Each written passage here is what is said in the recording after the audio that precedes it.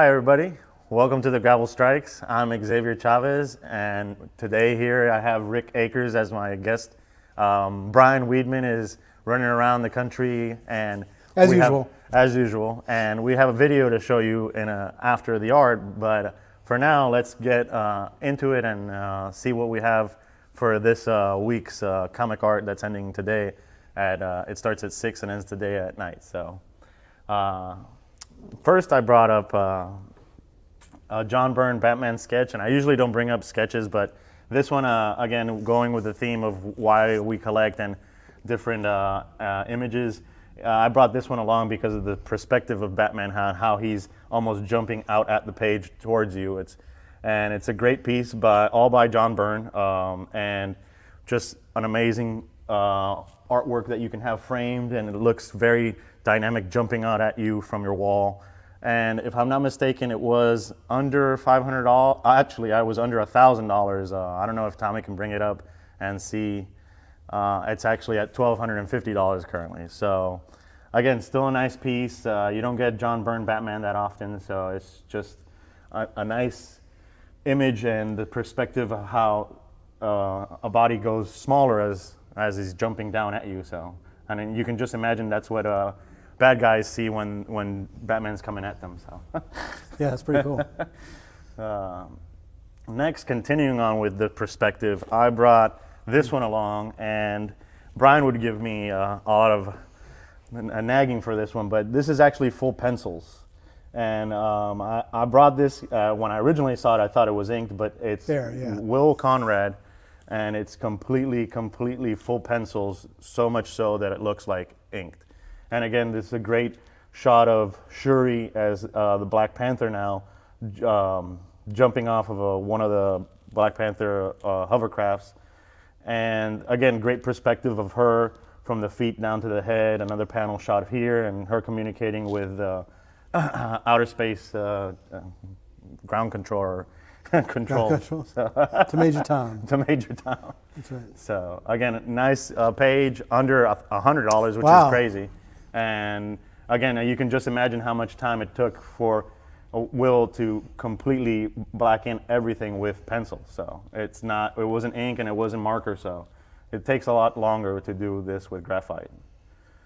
That's got some really impressive detail. Yes, it does. And like I said, when I originally picked this one, I thought it was inked, and when I saw the pencils, I was just like, wow, this is the most detailed and heavy pencils that I've seen in a long time. So again, another splash with the perspective of how you would see Ragman coming in and beating up everybody if you were up the stairs looking down. And again, great page, splash page. It was inked by Tangal and art by Pat Broderick. Pat Broderick, we have had recent pieces from Captain Marvel that have been in the thousands of dollars, and this is a title splash of, again, Ragman issue 7 for, it was under $500, now it's at $525. So again, great piece to have on your wall, nice image, especially a character that doesn't come up often if you're a Ragman fan. So. Next piece I brought, it was again a couple of sketches that. Wait, this is in a weekly right now? This is in a weekly, and how did I miss this? And it's grouped with these other two. So. Oh my. Again, you don't. I don't really bring sketches on, but something this special and this rare. These are 3 Alex Schomburg illustrations, and you rarely get to see anything like this. The majority of the pieces we see are the cover recreations he did, which were only about 20 or 30s that he made. And we recently had one of the pages from Invader's Annual that he also had penciled and inked. But this is something that you rarely see. Don't let a dealer buy it, because usually when it's 3 pieces like this, a dealer will go real high and pick one and sell the others, or a collector might do the same thing. So, and right now, I mean, I can see these on a wall, on any dealer's wall, at $5,000 a piece. To be honest with you, that's what they would be asking. So, and the 3 of them are currently just above $2,000. So, again, $2,800. So, they're just shy of $1,000 a piece. So, I'll take it. Wow. The Submariner with the shark especially. My favorite is actually the Human Torch with Toro. Yeah, the Toro is pretty great. I like that one. Man. So. And it's great because you can see the pencil. It's inked, but there's still graphite. There's still original Alex Schomburg graphite on this, especially on the Human Torch with all the line work. Yeah. Wow. And again, in a weekly, it's incredible that this. You rarely get to see any of this original art, and let alone to see 3 sketches all together. So. This is a really special. This show is just, there's 15 different people working here as consignment directors in comics, bringing in consignments. And so a lot of times I'm seeing things the same time you are. I didn't even know this was in this week. So I'm just grateful for this podcast to let me know. So, and that's the thing. I'll go through the weekly twice in a week. I'll go when it first comes out tomorrow, to see how what is listed, because I don't get to see everything either, and I'll pretty much put in some low bids to track stuff, and then again when the podcast comes or the day before the auction, I'll look at the auction again and see what has moved, what hasn't moved. It's just like that Shuri Black Panther page. It's under $100, which is insane to me for such a detailed and a nice piece, and especially with Shuri being the Black Panther currently in the Marvel movies. So very impressive pieces. Oh yeah. Just gonna touch him for a second. Schomburg touched this. Schomburg once touched this. Yeah, that's pretty awesome. Yeah, definitely, it's very, very cool. So here up next, I brought a Justice League page, just a nice paneled page with a beautiful woman in it. A great panel of her in the middle right there with Batman and Flash in the middle here. Nice space, nice paneling also going on. Just a nice Justice League page if you want an interior under $500 by Dick Dillon, and Frank McGawkin, which were Justice League artists and a DC artist in the time period. So just a nice piece, and again, spectacular image of a beautiful babe. So next, going on with Gorgeous Babes is a Vampirella piece. And there's a theme here. Well, I try to go, and again, under $500 for this Vampirella. There's also other Vampirella pages in this weekly. One particularly that I remember is by Gonzalo Mayo, but this one I brought because it has great action of her fighting the villainess, and it's a great image here of her face and how she's holding back her bloodlust to prove that the villainess is wrong, that she's not just an animal, that she still has her humanity with her. So it's again a great action page, great text page, and just beautiful images of Vampirella on every panel. So and again it's at $825. So, and this one is by Pablo Marcos, which was one of the more prolific Vampirella artists. So. Vampirella, what, is it 81? It is 81, story, page 9. Yeah. Pretty cool. Yeah. And it's again great. I love that face and the action everywhere, and this panel especially as well. So. Yeah. So as she's smashing her, she's like, "This should convince her that we mean no harm. At least I'm sparing her life." So. This next one I brought along because it's a Ditko Avengers annual page with many heroes that Ditko didn't do often, and one particularly I brought this is because the Hulk is in these panels down here and up here, and as everybody knows, Ditko did one of the Hulk issues of the first 6, and those are extremely difficult to find if you can find one of the examples. And Marvel work outside of Spider-Man doesn't come up that often. We had a Daredevil page in one of the recent weeklies that it was, if I'm not mistaken, it was Hyde, but it didn't have Daredevil, unlike this one that has all the heroes in it. Yeah. And it's probably one of the last images that Ditko drew of the Hulk. So you can have, if you do have one of the early Ditko pages, you can have one of the last Hulk Ditko pages that he did as well. So this is for Hulk, Cap, the Thor. Beast. It's got like a really amazing group of characters. Yeah, She-Hulk also. She-Hulk, yeah, for a Ditko page with that many characters, I'm sure this is going to be a bargain compared to. Especially compared to a Spider-Man page, but Sure.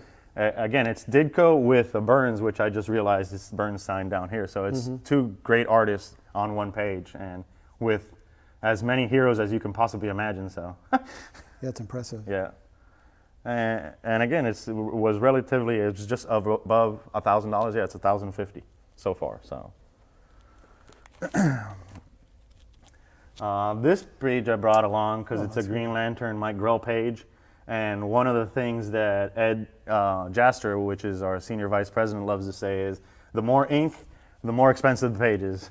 And this is a great example of space, a lot of ink usage, the contrast with the black and the negative space with the shadowing of the bodies, and again, great action of Hal Jordan fighting Sinestro in every panel with their rings.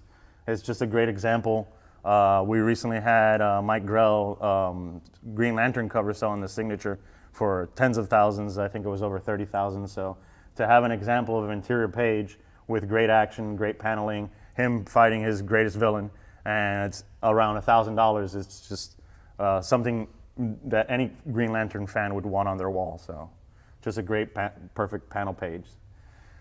And continuing on with action and paneling with different comics is this Conan page, which has great storyboard art right here. And it's Delbo, which you mostly think about Delbo with Wonder Woman and Transformers, but he did a Conan page with Mark Tejeria. And Tejeria did a little Conan sketch up here as an extra, which Tejeria became one of the last Conan artists, which was with Heavy Inks, and later went on to do other things like the Sabretooth series and Wolverine issues and stuff like that. So you just answered a question that I know Brian has, and that's it's Well, Tejeria. Tejeria is in Spanish. That's the right. That's the proper pronunciation. Yeah, again, it's like Xavier. Xavier in Spanish is Javier because X is pronounced like a J. Same thing with Mexico. Okay. And Mexico, the way we pronounce it. So it's just the craziest thing is I found old Spanish maps that have Jamaica spelled with an X. So really, those are cool. So that is pretty cool because it was Jamaica. So again, a nice panel page here of Conan. A character in the story coming up to him saying we can each help each other, and Conan pretty much throwing him to the side because he just woke up drunk, and I can imagine waking up and having been bombarded with questions and stuff like that. Not in the best mood. So again, going on with some other a great Bingham, Jerry Bingham X Factor page, and it has again great action of Psylocke fighting a villain and Havoc here tied up in the middle. And this particular piece has an overlay which has all the some of the word bubbles on it, some of the action word bubbles, and the other text is actually on the page. So a great piece. You don't see Jerry Bingham X-Men or Marvel art that often come up. So, and this is a great example again of action. Psylocke, Havoc, two of the better X-Men 90s characters on one page, and it's an X Factor page from 113. So just a nice, again, panel page to have. If I'm not mistaken, it's under $250. It's at 210, so yeah, it's still under $250. Sweet deal. But I don't see it staying at that price very long. So again, X-Men pages are really high in demand. The next page I brought is, if I'm not mistaken, it's a Keith Pollard Mighty Thor page, and we've had some of these in recent weeklies, and we're going to have a couple more in the coming weeklies. It's a collection that we recently got, and again, great action with great paneling, great faces, and if I'm not mistaken, it's Balder on the page, and on some of the other pages. Again, under $100. Can you scroll that up? It's actually Pat Olive. So Pat Olive pages. So again, just great paneling, great art, and really under $50 currently. So I brought this one along because recently There's been a lot of newer artists coming out like Peach Momoko and us breaking records with covers. And this is another cover artist that's been recent in doing work, and it's really nice. We had in last week's auction a X-Men #1 Rogue cover sell for just under $2,500 by the artist, and this is a heavy metal Tarana. I never can pronounce her name right, but cover that's under $1,000 by Rain Gonzalez, and does beautiful work, especially beautiful images of women and Great these color. nice cartoony, nice color. The Rogue was similar, the same. It's full art. It's full bleed, as they call it, and just a nice #1 cover that, comparatively with the X-Men, this again should do over $1,000, $1,500, just because it's not only a cover, but it's one of the heavy metal main character babes that collectors love having. And again, great image to have on your wall, and a #1 cover. So Yeah, that's pretty cool. yeah, oh, it's beautiful. I like, again, the Rogue one was the one I really wanted, but a couple of other people wanted that one too. And as I always bring a comic strip, I brought this Bugs Bunny one. It's a Sunday, and we get Bugs Bunny strips every once in a while. We get Warner Brothers strips every once in a while. We don't get them as often as some of the Hanna-Barbera or some of the other ones. And this one I particularly brought in because it's Sylvester selling art to an art aficionado, and when you discover who's making the art, it's the gorilla at the zoo, which again, there was a Mad cover that actually a gorilla did, and it was in the 70s, I think it was, where there was a famous gorilla doing artwork, and I'm guessing it's relating to this, but it's just how I brought this one along because it's a strip of art, and it's kind of telling you what art is in the eye of the beholder, pretty much. So, Yeah. and kind of selling it to who's willing to pay for it, and even though that they don't know who's actually creating it at times sometimes. So it's kind of like a Banksy, where at the beginning we didn't really know who Banksy was or anything like that, and then he finally came out revealing himself years later. So. And speaking of Mad, I mean, rest in peace, Al Jaffe. Oh yeah. 102. That, I tell you, it's amazing how, laughter must be a great medicine and artistic expression, because so many of these great comic artists have some serious longevity. Yeah, well, John Romita Sr. is still alive Yeah. and stuff like that. But Jaffe was actually, if I'm not mistaken, he had the Guinness Book of World Record for longest working and living cartoonist. That's impressive. So it's really cool. And if you don't know who he is, he's most famous for the back fold-ins in the Mad, which I basically, as a kid, would only go to the Mad magazine for that. I actually have one of his originals because it's something that is so iconic to him, and nobody really else has ever done something or created something like it or similar. So very nice. Speaking of somebody who's always working, that's probably a good segue into. Yeah. So Brian sent us a video of what he's been up to recently and traveling, and if Tommy's ready, he can run it real quick in this intermission that we have.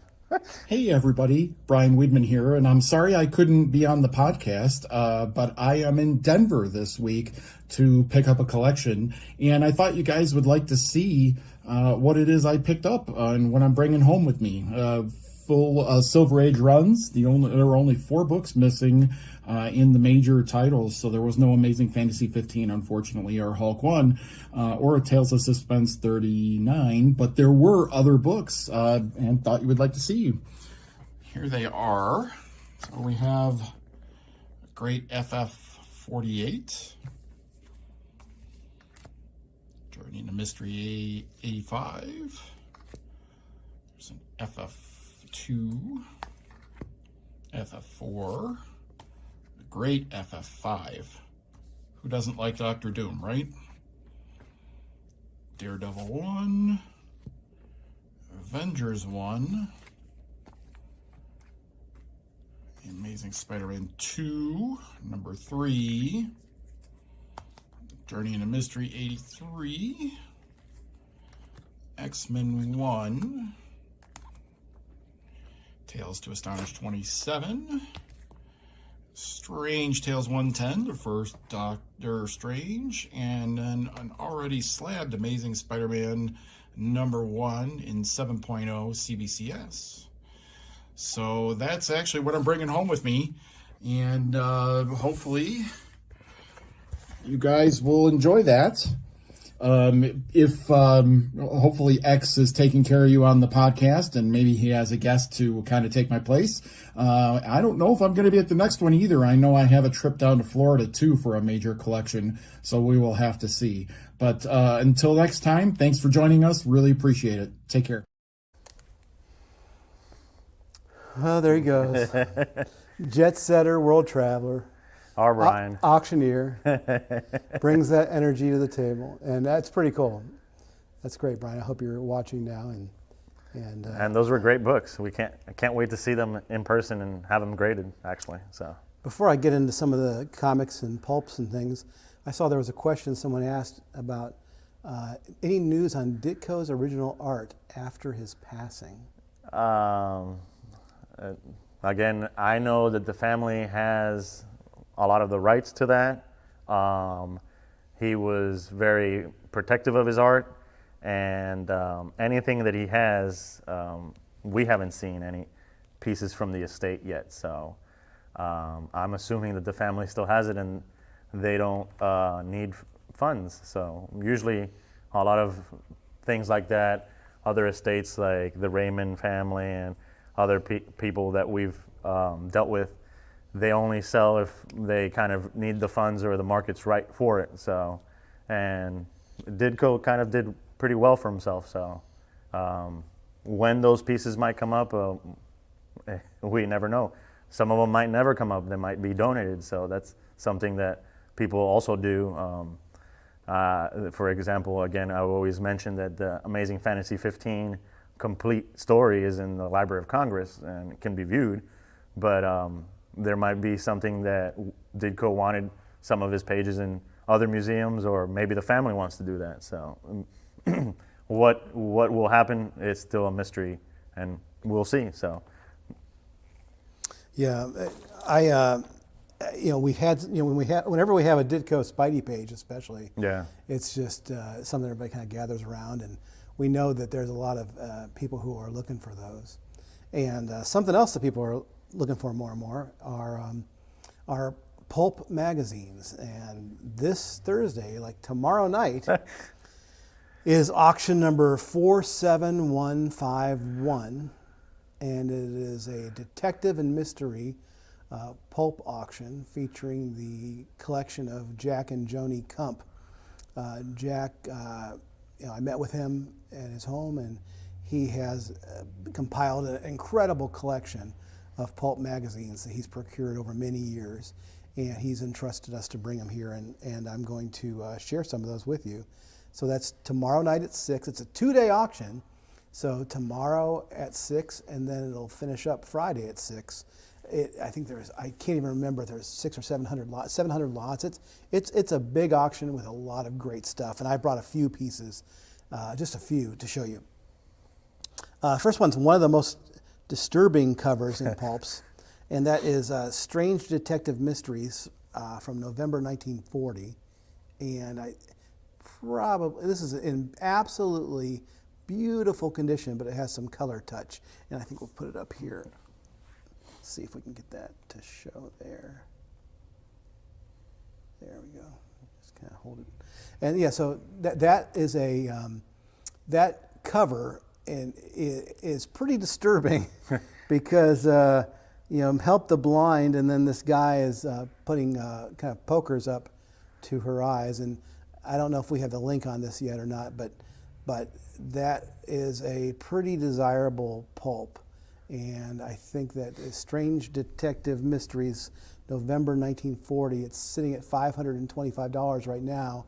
It's in apparent fine condition because of some color touch, and I believe there might be some glue, I can't recall. But it looks really good. I mean, that's more disturbing down there. Yeah, that's pretty disturbing too. This These pulps are not for the timid, and I think I'm just going to hold these up and let them go to the screen. But here, Famous Fantastic Mysteries from December 1946. This copy is beautiful. Like, it's like, take a look at that. Oh yeah, again, Yeah. the gloss on the cover is incredible. Yeah, that is a really nice copy. Oh, and it's a Virgil Finlay cover. That's A Finlay cover, December 1946, Famous Fantastic Mysteries. I mean, pulp. that ghoul. Yeah, pulp magazines are CGC is planning to start grading them this year. That's confirmed, and that's the plan. And I think this is going to be one of those super classic covers that people are going to be after. And a lot of people, pulps are more rare when you look at pre-World War II, but pulps, even from the late 40s and early 50s, when they get into like fine, very fine condition or better, are extremely difficult to find. Was that because of the paper drives also? They recycled most of them as Yeah, well? paper drives for the pre-World War II Yeah. really took care of a lot of pulps. And I think that, it was more adults buying pulps. Yeah. But still, I don't know that all the content was appreciated by everyone in the house. So I think a lot of it kind of went away. Now here is a real classic, Detective Story magazine from May 1931, and this is a copy that is in very good to fine condition. Right now it's at $1,350. I think the last copy we had that was in this kind of range it definitely went over 5,000. I can't recall what the final total was on it. But it's a classic Crimson Clown cover, one of the most desirable, most known pulp covers out there. And so I think this is going to be one of the classics in the pulp world. And it kind of freaks Xavier. Yeah, again, I was never a fan of clowns, so it's just like that. A clown with a gun, that would be disturbing if I saw some guy like that at a bar. I'd pretty much be like, "What do you want?" that is no Enrique Caruso there. So that's right. So all detective. Now this is already performing very well, and this is a super classic. That looks like the comic cover of. That has all the bodies making the skull as well. Oh, Punch 12. Yeah. Yeah, a lot of people are saying this is like the Punch 12 of pulps. So All Detective magazine from October 1933. It's classic that it was done in October, a Halloween issue. It's at $67.50 right now. Touted by many as Norman Saunders' first pulp cover. Oh wow! And in pretty nice shape for being 90 years old. So I definitely think this is already a hotly contested book, and I think we might even see a little more movement yet. Definitely check that out. So again, the pulp auction is 47151. That's ha.com/47151, and it's going to have some great pulps. I think there's going to be a lot of live action tomorrow night and Friday night, so you definitely want to check that out. That's crazy. It's the first 2-day pulp auction. So Yeah, actually, it's the second. Oh, really? Today, yeah. The pulps have been. We've been doing. People are That's interested. There definitely is a lot of interest in pulps, and I'll tell you that I got 2 more auctions to share with you with some comics, and the first one I'm going to share is actually the Good Girl art auction. It's called the Timeless GGA auction, and I think it's auction 40221, if I recall. And it's pretty hard to let me see there. Is it 40221? Yes. and this one, the first one I'm showing is Tessie the Typist #1. This is the Davis Crippen copy. Yeah, I'll put that up here. Davis Crippen copy. It's in 7.5, off-white to white. And classic. This is a Basil Wolverton cover, and Wolverton definitely had a unique style that was easily recognizable. That's funny. That's not what you really normally see when you look at Wolverton. So. Yeah. He did some teen humor and some romance and even some funny animal stuff. So, Okay. but yeah, now Tessie the Typist one, great book. I think it's going to be a great auction, and I think we're going to have a lot of fun with it. If you haven't checked this auction out at ha.com/40221, definitely check it out because there are a lot of really cool, good GGA, otherwise known as good girl art books. And this one here is really maybe the classic that started a lot of it. I mean, Patsy Walker, #1, 3.0. This is a CBCS copy, off-white pages. Right there with Archie as like one of the great classics of the time of teen humor, and this has been one of the most desirable books for a long time, and it's at $675 right now, which is really quite a bargain. So you definitely want to check this auction out. There's going to be some great things in there. That's a great 3.0 for a black cover. It really is. Yeah, that presents really well. And then one of the main artists that's featured in this auction is Dan DeCarlo. Dan DeCarlo, super classic styling, kind of defines the cheesecake style of the 1950s and even into the 60s. And his artwork continued for many years with Archie. Oh yeah. And but here's Jetta, #5. They did a lot of gag humor, panel jokes and stuff like that. Yeah, that's right. He's done a lot of that, kind of Bill Ward style and stuff. And Jetta was a 3-issue little space series, that is pretty neat. Jetta 5, 6, and 7, and definitely check these out. They're great books. Anything you see from DeCarlo, who kind of took over like Archie after Bob Montana era. There was some other artists in between, but Bob Montana really got started, and I think DeCarlo just took it and continued on and has done some great work. So you don't want to miss that. And the last book I'm going to show from that auction, although there's so many in that auction that are great, is a real classic, Cindy #37. Kind of gray tone cover.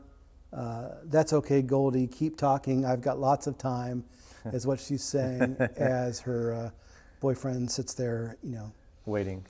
If maybe some other people can relate to that, but that's a 6.0. It's at $725, and so this GGA auction is definitely something worth checking out. And the last thing I want to check out is what's coming up this coming weekly.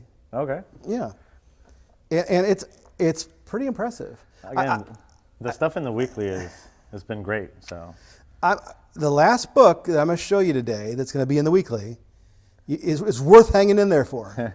Don't change that YouTube dial, okay? Because it's going to be really good. I mean, this is what I'm starting out with. So imagine what I'm ending with. Starting out with Action 23, super classic, first appearance of Luther, first mention of the Daily Planet. I mean, real classic, major action key. And this is a CGC qualified 3.5. The 3 center wraps are married. So if you want to have, it's an original book. It's got all original pages. All original pages. And if you want to have a original page, pretty nice presenting copy of this for well less than what you would otherwise, Yes. This is definitely a great opportunity to do that. I highly recommend you check that out. Yeah, it's under $2,000. So Yeah, that's dirt cheap for that. Oh, man. And then, of course, Amazing Spider-Man #1 in a 5.0 this week. Pretty nice looking copy, pretty sharp. Is there any chipping on that even? I'm just a very, very, very light, or any? No, I don't see any chipping. No. Maybe on the back? You chipping on the back? No. No, that's a great 5. This is a really nice 5.0. It's at $62.50. It won't end at $62.50, and it's got really nice reds. Huh. Well, I guess I'll take this back and let have them auction it. All right, these last few books are going to be pretty special, I think. So this is Marvel Mystery Comics number 13. I love those timelies. I mean, and don't forget what we showed you earlier, the Schomburg. Yeah. I mean, so you have a chance to own some original pieces from the guy who did this. Okay, Marvel Mystery 13 and 4.0, really brilliant red on that. Oh yeah, again, all the colors, the greens, and again presents real well for a 4. So This is a really nice looking 4, a really great book. It's got the Vision, Submariner, the Angel, and of course Human Torch. So if you haven't, these timely books, one of the great things we get to experience here is we get to a lot of times handle these raw. And when you're handling these raw and you look through the interior art, some of the interiors are incredible. the pages, yeah. Oh my gosh. And to think that all that is most of it, if not all of it, was just thrown away and destroyed. It's crazy to think. Oh, I don't even want to think about it. Man, I'm having trouble staying focused on doing this little show because every time I look at these books, I just want to just hang out with them. But look at this. Look at that. This isn't a weekly. This is a gift to all of you who want to look in the weeklies. Marvel Mystery 26, definitely an 8. This is definitely a signature level book, but when you see what it's being paired with this week, you'll see why we let it be in a weekly. Yeah. This is Marvel Mystery 26, 8.0, off-white pages. Again, an Alex Schomburg classic Submariner cover. Really great subcover. Wow. Yeah, ripping off the plane wheels is great. Yeah, and it's sitting at $1,000, which, I mean, obviously we still have plenty of time left. It's going to go for a lot more than that, and I definitely recommend getting your bids in on that. And I can't imagine that you would possibly, you know what? Can you go back to that and show the back cover? I even like this back cover is even great. Got all kinds of cool stuff back there. Yeah. I like it. I don't know. I'm definitely a fan. I have 2 more books to show you. Here's an extremely rare book. That is. 1938, January 1938. New Adventure Comics, number 23. That's crazy. And, you got a pretty incredible, like a Flessel, Craig Flessel. Sandman guy. Yeah. Sandman artist. I mean, I think this is at $26. I'll take 10. Oh wait, I can't take 10. If you look down, take a look at the Census. Take a look at the census on this. Let's see how many there are. Not many. There's in Universal. 10 Oh, okay. in Universal. Then I will take 10. All 10. All 10. And so I definitely recommend checking this out. You just don't see these early DCs that often. Not at all. And it's pretty cool. Even like early detectives, like we see 27 because of the Batman, but anything under 27 we rarely see as well. So. Well, I told you guys that we were going to end this with something special, and so this isn't a weekly. This is going to be your shot. If you're in the realm of people who don't have $650,000 to spend right now, this isn't a weekly. Marvel Comics number 1, coverless. The cover, the first and second wrap are colored copies. So you do have all the rest original pages. Maybe somebody's looking for a centerfold. Just throwing that out there. It's at $3,100 right now. So I would definitely, get your bids in on this. I mean, here's the thing. For 10 grand. Oh yeah. I would just put this on my wall and just like maybe cover the NG a little bit. I'm just kidding. But I'm just saying to you, this is a Marvel Comics number 1 with the cover and the first and second wrap are copies, and there's tape on many of the interior pages, but you can get Marvel Comics 1. A Marvel 1 in this weekly, and I think which is crazy. I think I just even though it's going to be glary, I'm just going to sit there. So I mean, that's this coming weekly, week 16. 16. ha.com/ I believe it's 122316. Yeah. Sometimes that can be a little confusing, but it's the 16th auction of the year. So 1-2-23-1-6.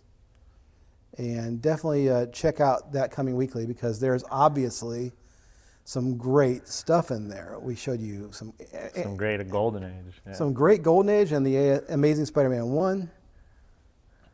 Oh yeah, Sherry the Showgirl. Those are so great. I think we have. Do we have all of them? I can't remember if we have all of them. And if we have the Showgirls, and we have the Sherry the Showgirl. But that GGA auction is just chock full of great stuff. I can like rarities. Some of that stuff I've only seen in the Gerber book. So Yeah. Anybody else have any questions out there? or comments. Does it seem like DC and Marvel are flooding the market with reprints? Well, they've always made their graphic novels and reprints. Again, the masterworks for Marvel and the archive books for DC, especially for these older books that once they're slabbed, you don't really want to handle them that much. But they've always done that, especially with their bestsellers. Top 100 graphic novels of all time are always, DC has always kept them in publication. That was one of the complaints that Alan Moore had on the royalty rights of Watchmen. It's like there was a clause there that once it was taken out of printing and then reprinted, he would get an extra thing or an extra bonus or something like that. And Watchmen has never been out of print, so it's kind of funny. Again, they will reprint all those classic comics because, for example, instead of spending $10,000 on the Marvel 1, you can spend $50 on a hardback and read that and have this one displayed or in a safety deposit box where you don't touch it. It's much easier and it's much safer to handle the reprints than it is to handle these originals, especially like, for example, a pulp that might be brittle or a Golden Age comic that might be brittle. So. Yeah, and that Marvel 1 will probably go more than $10,000. Because I mean, you think about, even though I have to think that a centerfold of a Marvel 1 would be easily worth that kind of money. So I think that this is going to be. But I say get in there, get in the mix, get your opportunity to get a Marvel 1. Well, it's like even the pages we've seen where the pages, just one interior page, has been selling for crazy amounts. So that's right. If you multiply the number of pages in there that are original and do simple math, it's like, say, $1,000 a page. Yeah. That's several $1,000s right there just for pages. So. Yeah. So we definitely have a lot coming at you, and it's interesting because like today we were looking at some artwork there, that Schomburg artwork. I work here and I didn't even know that was coming up. So I highly recommend that you do your want lists. On your dashboard, you can fill out your want list, and then let's say I had on my want list Alex Schomburg original artwork. Then what would happen would be when we got that in, I would get an email letting me know. I unfortunately don't have Alex Schomburg original artwork on my want list, but I might do that right after this showing. And it could be original art, or if you just put Alex Schomburg, you'll get also all the art and all the comics that anything comes out in the description. So, but the want list is a great tool, especially on our website, for active buyers and active collectors that are seeking to fill in holes in their runs or to fill in holes in their comic art collection. So, any other questions or anything like that? So. Oh, thanks, David. Thanks. Appreciate it.